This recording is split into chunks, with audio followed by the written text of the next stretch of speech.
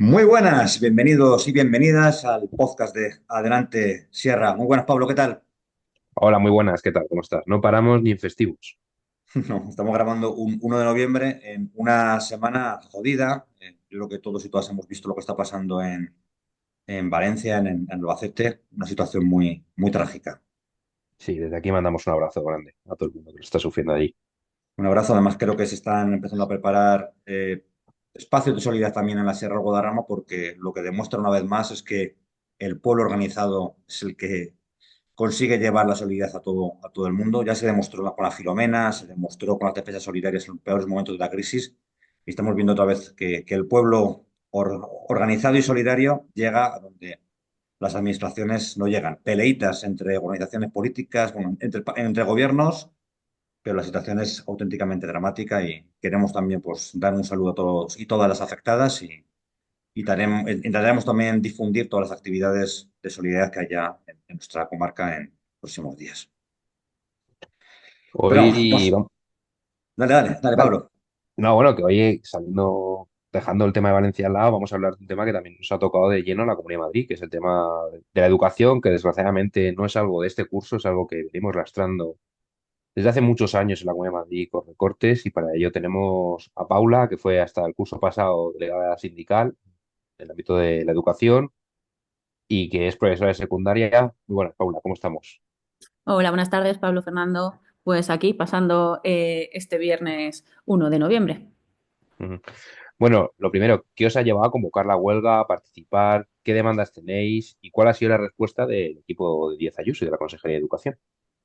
Pues a ver, esto viene ya de lejos. Es verdad que en el 2011, con la crisis, se nos quitaron unos derechos que durante unos años han estado igual paralizados y estamos viendo cómo en otras comunidades se está avanzando, se está volviendo a tener esos derechos y aquí en la Comunidad de Madrid llevamos ya 2 años pidiendo que se vuelvan a volcar, teniendo en cuenta que vivimos, oye, en la Comunidad de Madrid, que es una de las comunidades más ricas, por no decir la más rica, y seguimos teniendo largas de la Consejería de Educación sobre estas medidas. Y bueno, pues el pasado 29, que fue el martes de octubre, y el 21 próximo de noviembre tenemos convocadas las huelgas y por lo que nos ha llevado a esto es pues para dar respuesta a las faltas de las mejoras de las condiciones laborales y en la calidad de la educación pública, como por ejemplo la bajada de las horas lectivas, la reducción de las ratios, la equiparación salarial, los cupos necesarios para la atención a la diversidad, menos burocracia o la libertad de la elección de la jornada de los centros. Es verdad que si hablamos de la bajada de las lectivas, mucha gente, mucha sociedad, gran parte de la sociedad piensa que lo que estamos pidiendo es trabajar menos horas. Y no, nuestra jornada laboral sigue siendo la misma. El problema es que cada vez hay más diversidad en las aulas, las ratios son muy altas y necesitamos tener menos horas lectivas, es decir, de dar clase para poder preparar esas clases. Porque luego es verdad que todas las familias, como es normal, nos exigen que tengamos una atención individualizada con sus hijos e hijas, que es obvio porque todo el mundo queremos lo mejor para nuestros niños y niñas. Pero para eso necesitamos realmente tener horas para esa preparación. Y la equiparación salarial no es que queramos que nos suban el salario porque sí, es porque, volvemos a decir, Madrid es la comunidad más rica y ahora mismo el salario del profesorado en la Comunidad de Madrid es mucho más bajo que prácticamente en casi todas las comunidades autónomas. Hablamos con que hay comunidades que de media tienen hasta 300 o 400 euros más cobrando que nosotros. Entonces, pues estaría bien tener una equiparación salarial con el resto de las comunidades, teniendo en cuenta nuestro nivel económico elevado.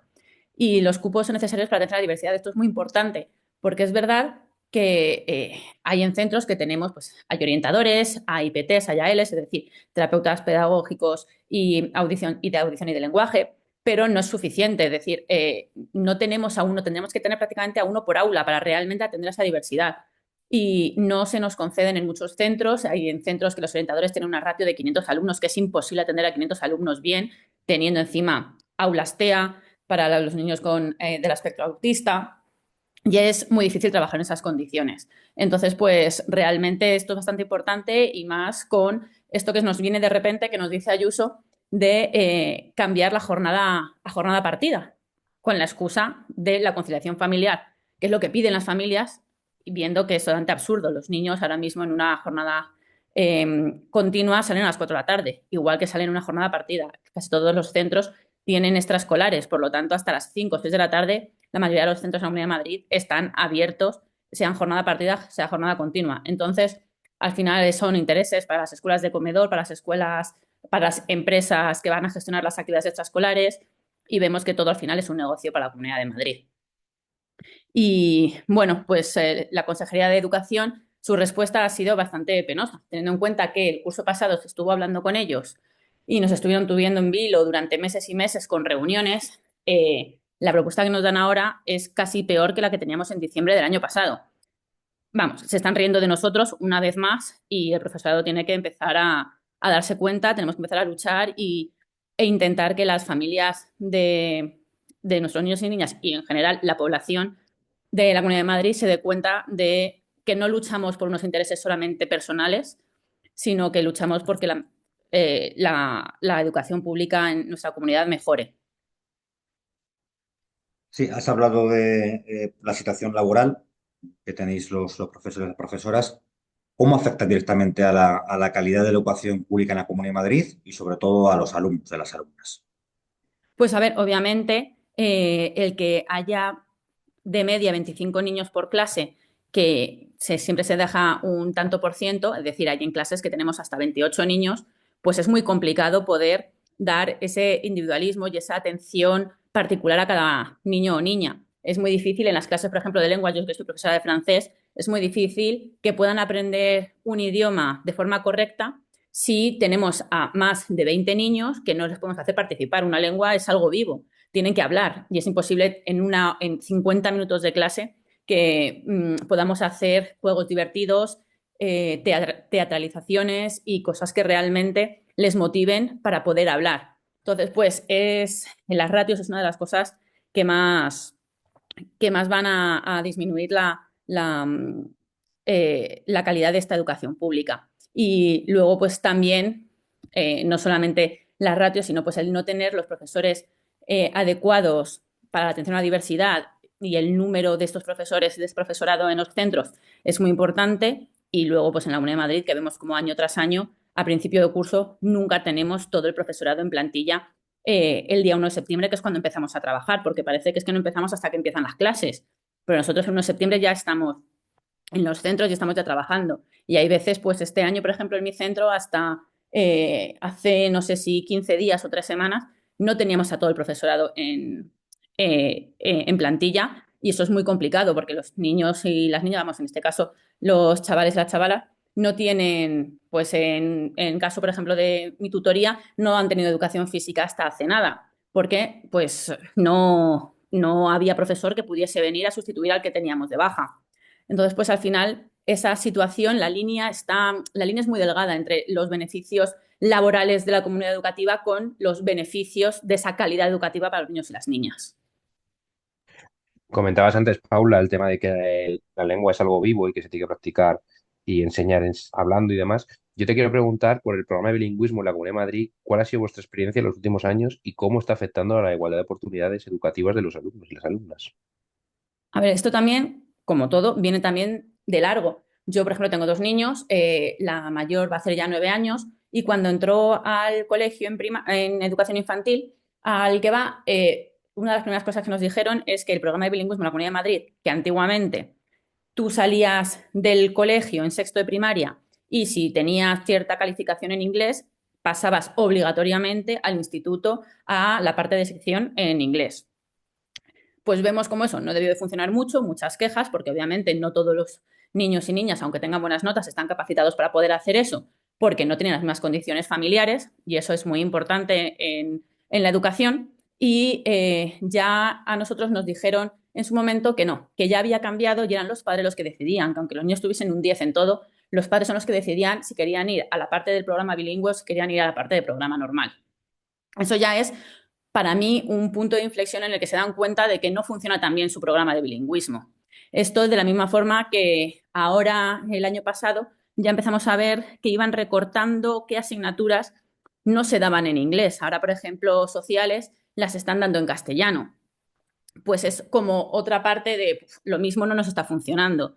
Y yo, por ejemplo, lo veo en secundaria mucho, se lo digo a mis alumnos, por ejemplo, en bachillerato, cuando me dicen, porque claro, que es que en francés es más difícil porque llevan menos tiempo. Y digo, vamos a ver, chicos, que lleváis dando inglés desde infantil prácticamente y francés desde primero de la ESO hasta bachillerato. Salís con el mismo nivel, porque de hecho hacen el mismo certificado, tanto en inglés como en francés, que suele ser un B1 o B2.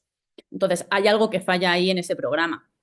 Y luego, en cuanto a la parte que tiene que ver con las oportunidades, pues obviamente favorece la desigualdad completamente. No todas las familias pueden tener a alguien que además controle ese idioma para poder estudiar. Ya cuando son más mayores es más fácil, pero cuando tienes niños en primaria es complicado poder estudiar sociales o naturales en un idioma que no es el tuyo, que los niños lo que están haciendo es memorizar completamente el vocabulario, y yo este año lo he notado muchísimo con el cambio de sociales al castellano, que la niña puede explicarte las cosas perfectamente, se sepa mejor o no el vocabulario, pero sabe de lo que está hablando, mientras que cuando lo hace en inglés, lo único que hacen es memorizar frases, palabras, y no tiene ningún sentido. Y luego pues hablamos de los casos en los que no tengan esa ayuda en la familia, pero es que hay gente que no es que no tengan esa ayuda porque no tengan a alguien que maneje el idioma, sino que es que no tienen recursos tampoco para llevarlos a una academia o que ni siquiera están en casa por las tardes. Entonces, al final, vemos ahí cómo se desfavorece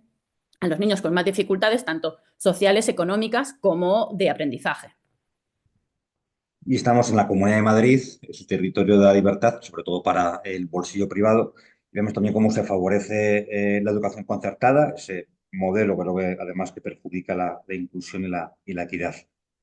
Eh, ¿Tú verías la necesidad de eliminar los conciertos educativos y de integrar a todos los centros concertados en la red pública?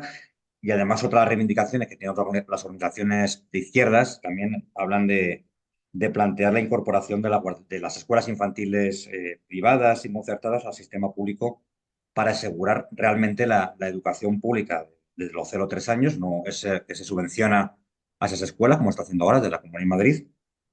¿Cómo valoras esa propuesta en cuanto a su viabilidad y beneficios para toda la comunidad educativa?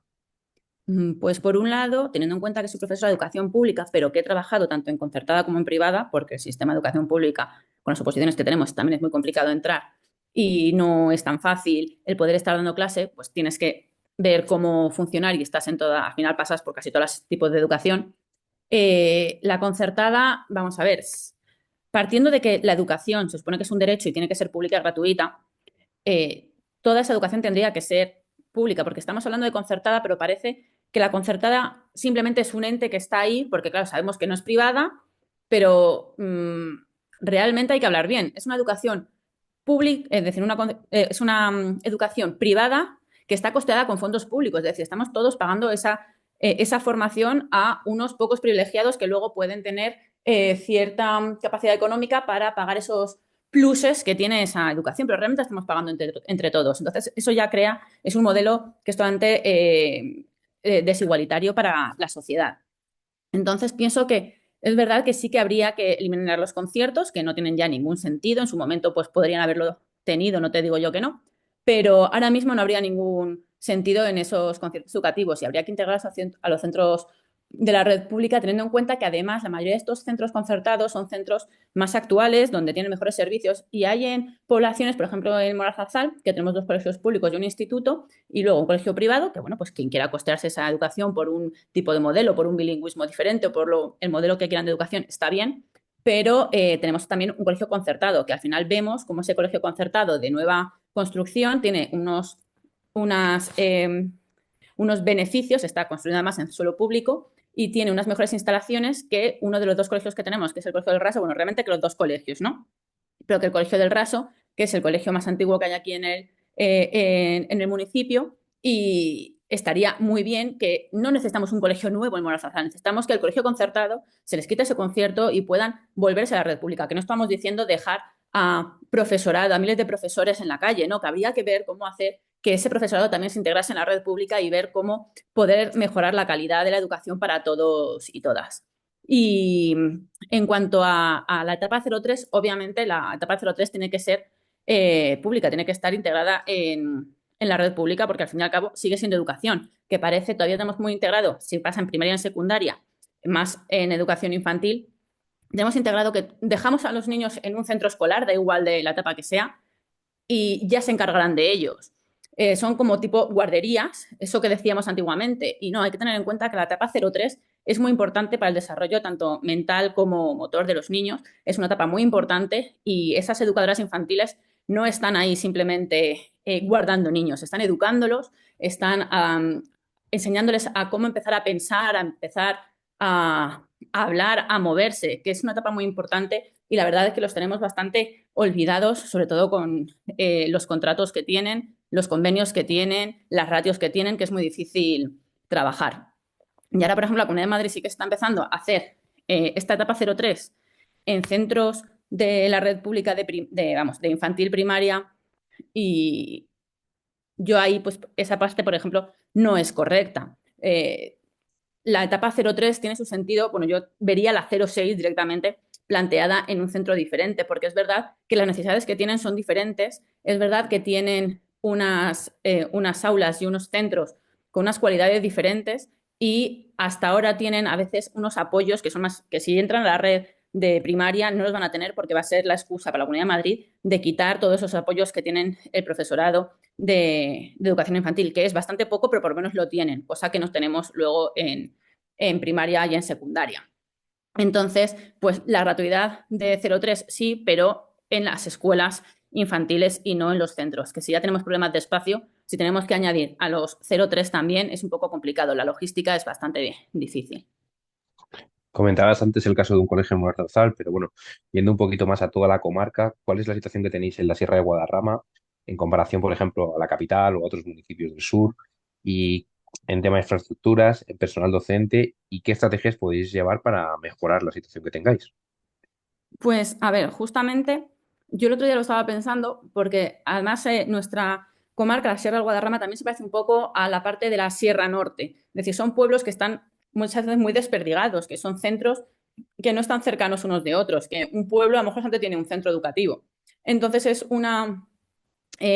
son pueblos más complicados de ver. De hecho, en estos centros son centros, la mayoría son muy viejos, no se han hecho centros nuevos, los centros nuevos que se han hecho son todos de concertada, donde encima están casi todas las formaciones profesionales, se les están dando más a las concertadas que a las públicas.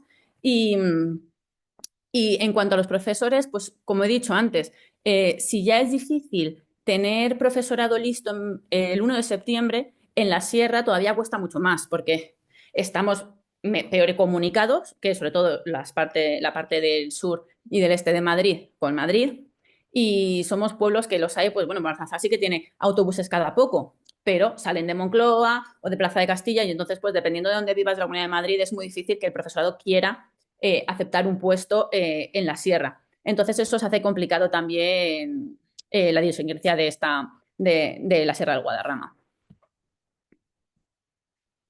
Uy, es que me iba. Bueno, vimos el otro día en la concentración que hubo en la Plaza de Estación de Villalba, también lo vimos en movilizaciones anteriores, no solo son los profesores y profesoras, también hay cada vez más estudiantes, hay otros padres y madres. ¿Vais encontrando apoyo en estas reivindicaciones de otros sectores dentro de de la comunidad educativa o de las familias? Pues yo el año pasado, que por ejemplo estaba como delegada sindical al principio de curso, te hubiese dicho que no, que las familias están muy desconectadas, que con esto de poder dejar al alumnado en el centro e irse, están satisfechos. Pero yo creo que después de hacer ver cuáles son las reivindicaciones de cuáles realmente son los problemas de la educación, que no solamente estamos luchando por lo nuestro, sino por lo de sus niños y niñas, creo que cada vez más hay más AMPAs que están favoreciendo o están más de acuerdo con el profesorado y están animando a estas movilizaciones y a estas reivindicaciones del profesorado. Entonces yo creo que cada vez hay más familias que sí que están implicadas. La sociedad es más complicado porque siempre se ha dicho, el profesor somos unos vagos, que tenemos no sé cuántos meses de vacaciones que no sé tampoco de dónde se los sacan y, y que lo único que queremos es ganar más dinero y trabajar menos. Entonces ahí ya cuesta más. Sí que es verdad que la gente que tiene hijos e hijas y que apuesta por una educación pública tiene una mente a lo mejor diferente y sí que nos apoyan más visualmente. De hecho, yo tengo alumnado que en esta última huelga me han venido con un justificante de falta de ese día porque ese niño estaba apoyando la huelga. Entonces, sí que vamos viendo cómo es ese despertar de las necesidades que tiene la educación pública. Entonces, yo creo que sí, que poco a poco sí que se está teniendo más conciencia, pero desde aquí pues hacer un llamamiento también a las AMPAs, que es la parte que más ligada está entre familia y centros educativos, para que conciencien también a las familias de esos niños y niñas, que es bastante importante. ¿Y qué perspectivas tenéis de cara a futuro? ¿Qué esperáis obtener con estas movilizaciones? Pues a ver, las perspectivas yo te diría, siendo muy optimistas, pues oye, mira, llegar realmente a lo que estamos reivindicando, que son las 18 horas para educación secundaria y las 23 para infantil primaria, que no se equiparasen en el salario y todo lo que te he dicho al principio, pero realmente es complicado ver optimismo después de un año de lucha, de ver cómo otra vez, después de tanto tiempo, se vuelven a reunir con nosotros, vamos, con los sindicatos de la mesa sectorial y nos vuelven a proponer unas medidas que no tienen ningún sentido, que nos están planteando medidas para dentro, para empezarlas dentro de 2, 3 años y no llegar a ello hasta el 2027-2028. Entonces, pues las perspectivas son complicadas. Cada vez hay más menos profesorado, hay menos gente que quiera hacerse las oposiciones y por eso no tenemos profesorado al principio de curso. En esta parte de Madrid se incrementa por el hecho de la distancia, pero es verdad que es muy complicado porque hay en ciertas especialidades que vas viendo cómo las listas se acaban muy pronto y no hay de dónde tirar. Entonces, la perspectiva es complicada. Yo te podría ser optimista y decirte que vamos a conseguir todo, pero si no se moviliza ya todo el profesorado y no se dan cuenta, no nos damos cuenta de que esto es un problema social, seguiremos igual. Pero yo tengo la esperanza de que se haga bien la labor comunicativa y sindical y se pueda atraer más profesorado y conseguir ese, por lo menos en los centros, ese 90-100% de huelga, que luego es verdad que no repercute socialmente, porque no es como en una empresa que dejas de trabajar y el trabajo no sale o no puedes ir a comprar porque están de huelga o porque los camioneros tal. Aquí, al fin y al cabo, como es un servicio esencial y es un derecho a la educación, siempre van a estar acogidos los niños. Es decir, siempre va el profesorado con unos servicios mínimos que son completamente abusivos. Siempre los niños y las niñas siempre van a estar acogidos y las familias, los padres y las madres no se van a dar cuenta realmente de que hay un problema si no avisamos desde las plataformas sociales, desde Marea Verde, desde las AMPAs y desde los propios centros educativos. Última pregunta para ir terminando. Minuto final. ¿Qué mensajes te gustaría enviar pues, a docentes que no se han movilizado todavía y no han participado en las movilizaciones y a las AMPAs, incluso a los alumnos, a las alumnas, para que entiendan la importancia de esta lucha? Pues así como un mensaje final, que de verdad que con la unidad se consiguen cosas, que si todo el profesorado se une a las movilizaciones, empieza a sus círculos de amigos, de familiares, incluso en sus redes sociales, que todos al final tenemos redes sociales, a promocionar todo esto para que se haga escuchar nuestra voz, se puede llegar a algo. Que yo entiendo que el hacer huelga, dependiendo de tu situación económica, puede ser más complicado o no por el dinero que te quitan, pero es un mal necesario teniendo en cuenta que lo que queremos conseguir va a beneficiarnos mucho como docentes, como familias, como alumnos y alumnas. En cuanto a las AMPAs, pues un poco lo mismo, más apoyo, más difusión en redes. Cuando haya una huelga que realmente se promocione, se hagan correos, igual que hacemos con las fiestas que hacen las AMPAs, igual que hacemos con cualquier otra cosa, que también se hagan correos con esa difusión. Y a los centros educativos hay centros que sí que lo van haciendo, hay otros que es más complicado llegar. Pero que como profesores, que yo entiendo que no todo el profesorado va a estar de acuerdo, pero los equipos directivos son muy importantes para ello. Y con equipos directivos en los colegios y en los institutos accesibles al profesorado, accesibles a los sindicatos, accesibles a la población, digamos, incluso a los alumnos, es más fácil funcionar, porque sí que dejan ver hacia las familias que por lo que ese día no va a haber clases o que hay profesorado que está de servicios mínimos y esos servicios mínimos quieren decir que igualmente se unen a la huelga y no van a dar clase aunque estén ahí vigilando, porque eso sí que es un sistema de guardería, digamos, vigilando a los niños y a las niñas porque no se los pueden dejar solos, que lo hagan visible, que mandan esos correos, que seamos un poco conscientes de que sin el apoyo de todos y todas es muy difícil. Y el alumnado yo creo que sí que es más consciente casi que hasta los profesores muchas veces. Y están, no porque vayan a faltar su profesor y entonces no vayan a dar clase, que eso siempre es una alegría para los alumnos, sino porque si tú les explicas las cosas, como todavía son mentes en las que puedes, que no están cerradas y que puedes hacerles entender ciertas cosas que parece que no, que los niños, incluso te hablo de niños de primaria, como los adolescentes, que parece que no hacen caso a las cosas, que no escuchan.